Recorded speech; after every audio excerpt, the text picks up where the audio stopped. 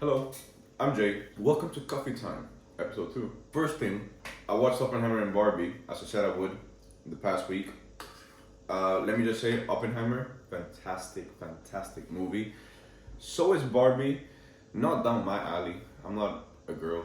The movie didn't click with me as much as it probably did with other people. Oppenheimer, Cillian Murphy, goated. Great actor, Peaky Blinders, Dunkirk, Oppenheimer, A Quiet Place.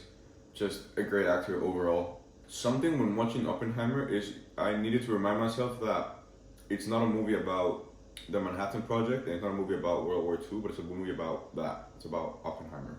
A great deal of the marketing was around the atomic bomb and the creation of it, but that's until like the second half of the movie. But then like that's what rose him to the fame, the global fame he had. So they needed to really focus that. But the first half of the movie is just more like his background history.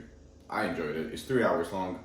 It's not for the faint-hearted. It's quite long, but I enjoyed every bit of it.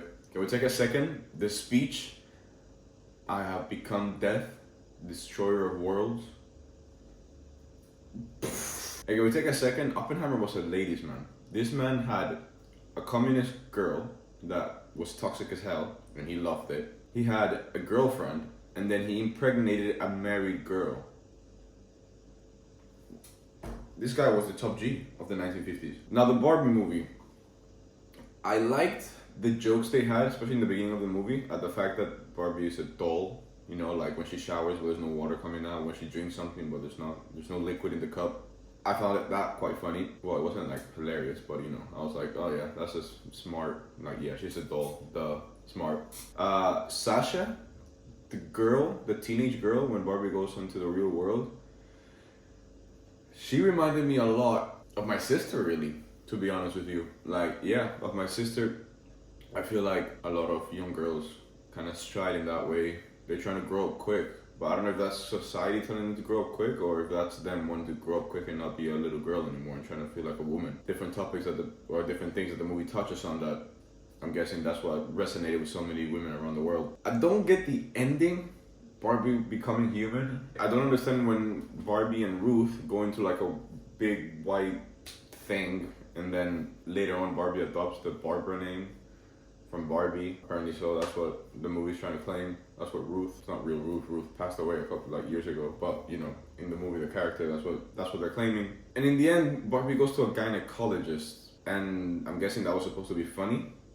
I just don't understand it personally, but hey, the movie I still enjoyed. I think people can take away, both sides, female and males can take away from this movie. Females, I'm sure they can take away a whole lot of it because it was the whole point of the movie, but also men. Like when I was watching it and I was kind of, maybe not relating to Ken, but I could understand where he was coming from in the discovery of trying to be a man and what it means to be a man and what he likes and what he doesn't like. Ken was made for Barbie, kind of like how, I mean, I'm not trying to make comparisons like this one, but you know how Eve was made for Adam in Christianity's story of the world, so to speak, in the Bible. Ken says that he was made for Barbie because Barbie was a thing, and then Ken came around because they didn't have to, but they wanted to add a guy, and so they created Ken, and that's how he kind of rose about. Him wanting to live for Barbie, but then Barbie telling him that he needs to find himself and be like, who is Ken and what, like that kind of stuff. I feel like guys could take away from it. I took away from it. I kind of related to that. Personally, I did, at least from my past. I could understand, maybe not, I didn't live for a girl, it wasn't like that.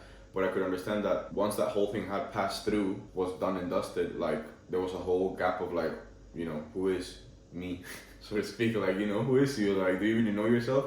Do you know what you like, what you don't like, how you react to stuff, what you want, what you don't want?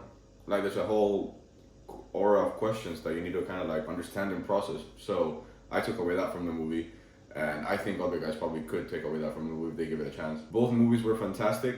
I'm just saying, I feel like Barbie's a lot deeper to watch if you want to kind of make sense of it. Or I mean, if you just watch the movie point blank and you just watch it as a plot and you're like, okay, cool, Barbie has to go to the real world. When Barbie begins having these human things like cellulite, like her feet down on the earth, like if you just watch that plot, you'll be fine. It's a movie. I'm just saying, like, you have to approach it, especially if you want to take away all of the meaning and what the director, what she wanted to portray in the movie. You have to take it from a perspective of 2023 and the whole female movement. Whereas Oppenheimer is just a movie.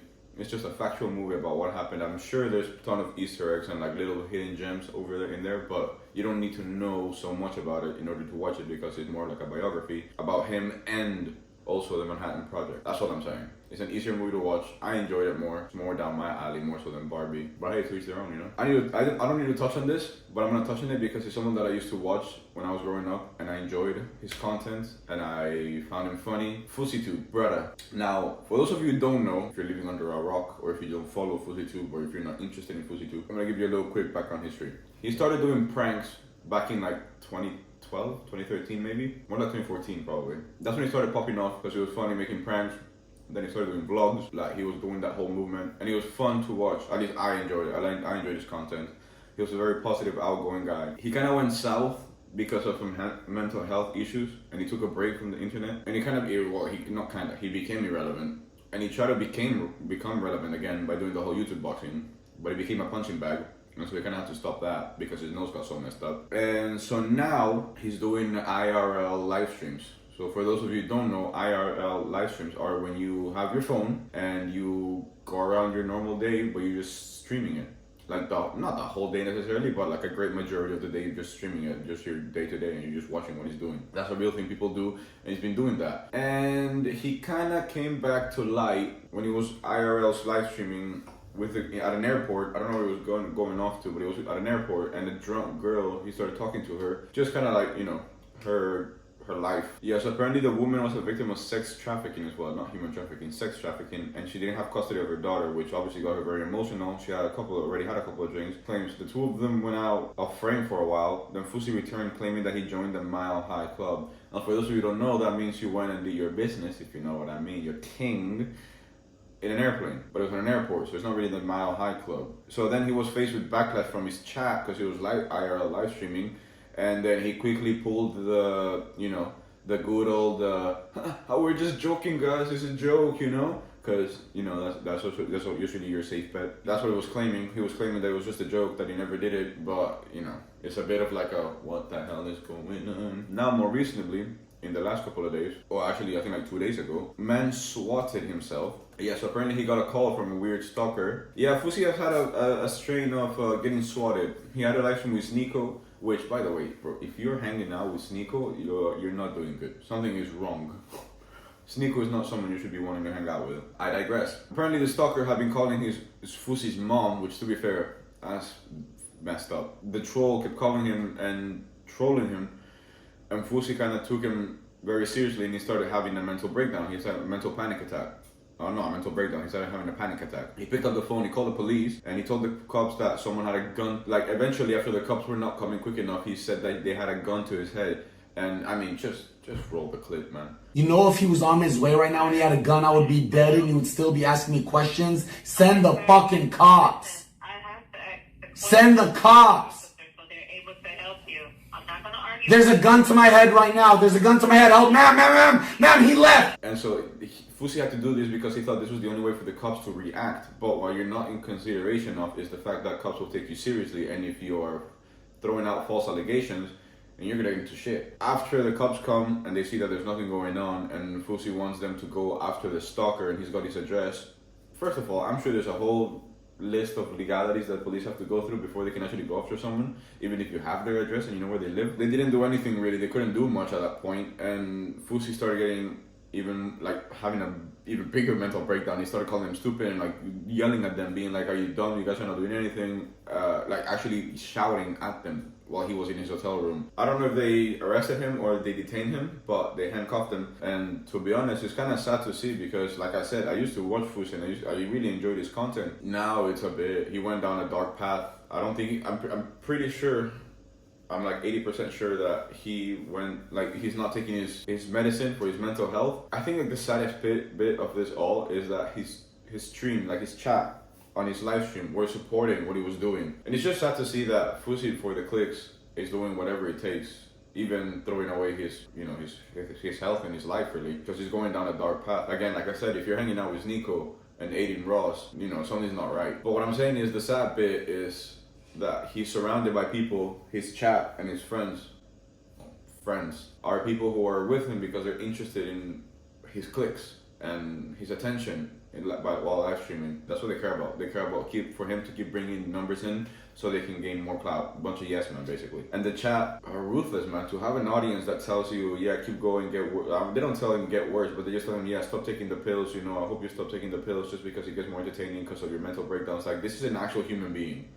I know the camera kind of breaks that pact and you feels kind of distant because it's not really in front of your face, so you don't actually comprehend the fact that this is an actual human being alive.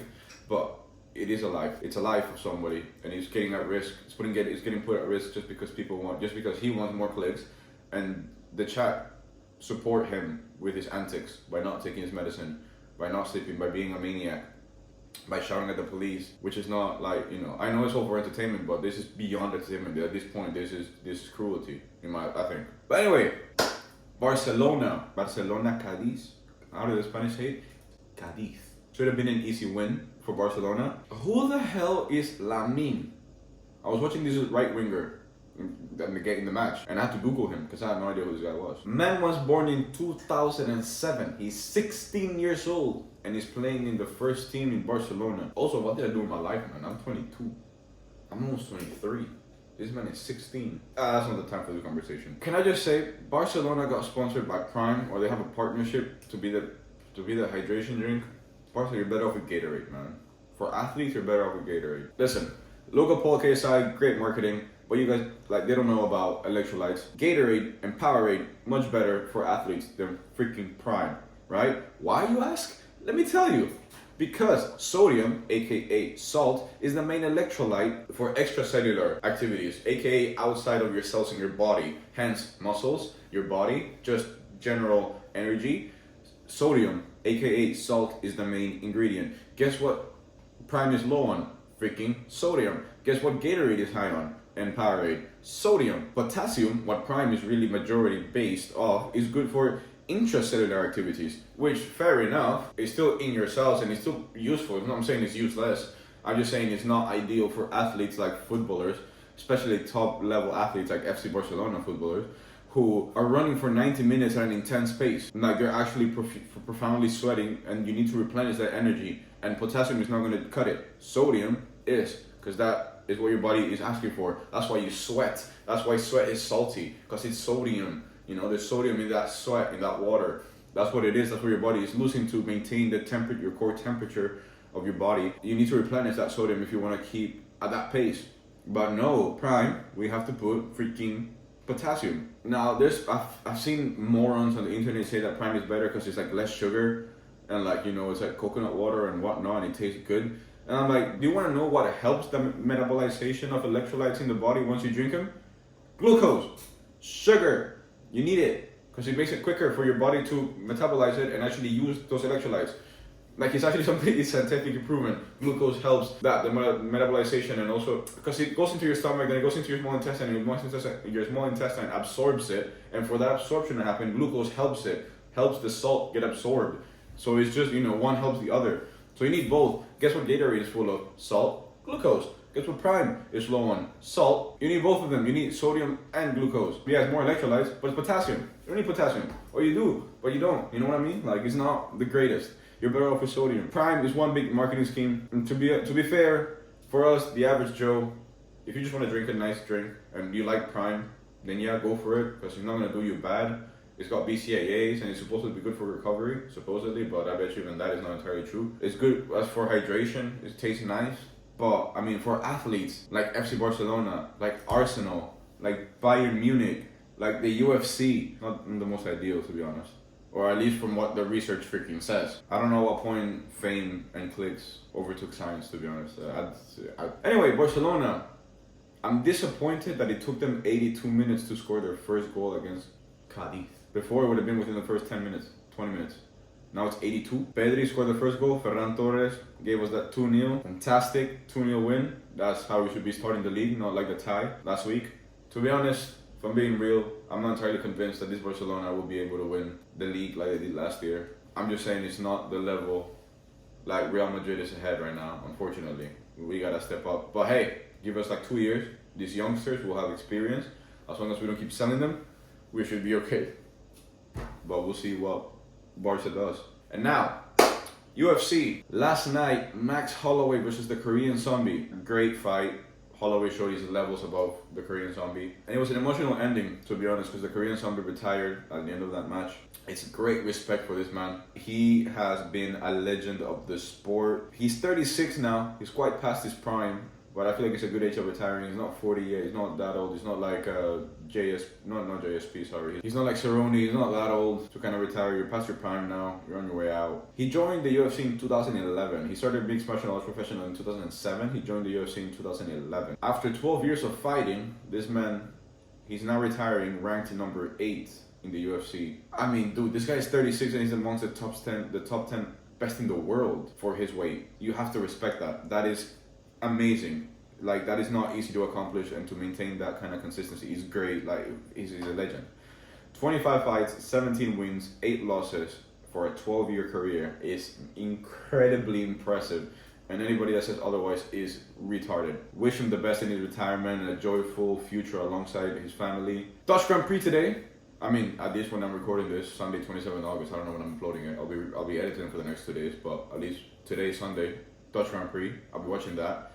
Stay tuned, because I'm gonna make a video kind of like this one, but about specifically Formula One, because I have a lot of thoughts. It's my favorite sport. I have a lot of thoughts about it. It's not a talk show, but it's kind of a talk show. It's a podcast, but it's not a podcast. But yeah, I don't know. Take it easy, peeps. I'll see you all next week.